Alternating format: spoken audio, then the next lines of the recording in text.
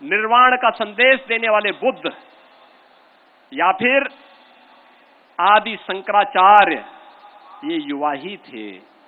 आदि शंकराचार्य मात्र 32 वर्ष की उम्र तक जिए थे।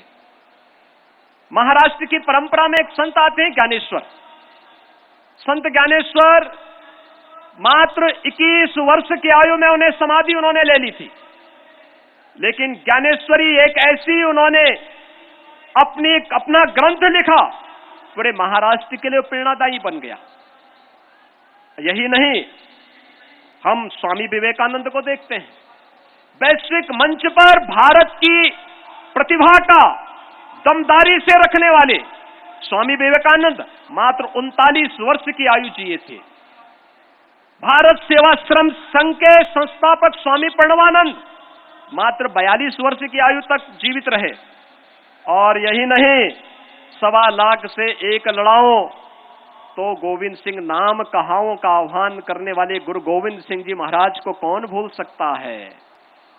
छत्रपति शिवाजी महाराज और महाराणा प्रताप को कौन भारत का युवा विस्मृत कर सकता है। और भाइयों बहनों, यही नहीं, सिंहासन हिल उठे, राजवंशों ने भ्रुकुटी तानी थी, बूढ़े भारत में आई फिर से नई जवानी थी, खूब लड़ी मर्दानी वह तो झांसी वाली रानी थी, कहने वाली उद्घोष करने वाली महारानी लक्ष्मीबाई जब 1857 की प्रथम स्वातंत्र समर को लड़ रही थी, उसकी उम्र मात्र 23 वर्ष थी। आप में से बहुत सारे युवा 23 वर्ष के होंगे, 23 वर्ष के आसपास के होंगे। उस उम्र में वह देश की स्वाधीनता के लिए लड़ रही थी। यही नहीं, अगर हम देखें इस देश के अंदर, तुम मुझे खून दो मैं तुम्हें आजादी दूंगा आह्वान करने वाले नेताजी सुभाष चंद्र बोस, ये युवा ही थे। और इंकलाब का संदेश फूंकने वाले इस देश के क्रांतिकारी सरदार भगत सिंह, राजगुरु, सहदेव, पंडित राम प्रसाद बिस्मिल, अस्फाउल्लाह खां, ठाकुर रोशन सिंह, आखिर ये सब तो युवा थे। और इन युवाओं को जब भी मौका मिला, पंडित राम प्रसाद बिस्मिल को जब गोरखपुर में फांसी की सजा हो रही थी, उनसे पूछा क्या तुम्हारा अंतिम तुम्हारा कोई इच्छा हो तो बताओ। उन्होंने कहा मेरी एक ही इच्छा है, हे इस भारतवर्ष में 100 बार मेरा जन्म हो और कारण सदा ही मृत्यु का देशोपकारक कर्म हो। उन्होंने ये नहीं कहा कि मुझे मुक्ति मिले, उन्होंने कहा मैं चाहता हूं ईश्वर मुझे बार बार भारत की धरती पर जन्म लेने का सौभाग्य प्राप्त हो।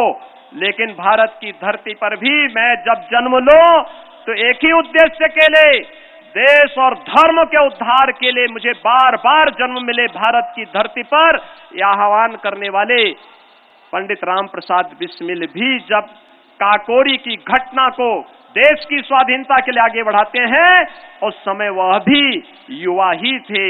और भारत का कौन ऐसा युवा होगा जिसने विनायक दामोदर सावरकर का नाम न सुना हो। भारत का एकमात्र ऐसा क्रांतिकारी और पिछली सदी का दुनिया का एकमात्र ऐसा क्रांतिकारी जिसको एक ही जन्म में 2 आजन्म कारावास की सजा मिली थी देश की स्वाधीनता के लिए। और भाइयों बहनों, जब विनायक दामोदर सावरकर को 2 आजन्म कारावास की सजा हुई थी, उस समय उनकी आयु कितनी थी? मात्र 28 वर्ष। 28 वर्ष। अंडमान निकोबार की जेल में जब वह बंद थे, 10 वर्षों तक उनके भाई भी उसी जेल में देश की स्वाधीनता के लिए बंद हैं, लेकिन वे अपने भाई को नहीं देख पाए थे। इतनी कड़ी सजा उनको वहां दी जाती थी, लेकिन तब भी देश की स्वाधीनता से इन लोगों ने कभी भी अपने आप को आगे नहीं किया। और महाभारत का दृश्य भी हम नहीं भूले होंगे, वीर अभिमन्यु का। क्या उम्र थी वीर अभिमन्यु की? मात्र 16 वर्ष।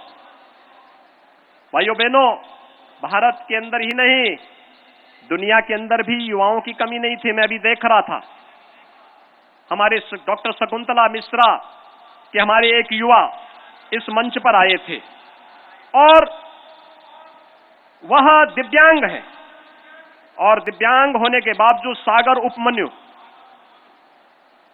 दृष्टिबाधित है, लेकिन किस बेबाकी से कर रहे थे।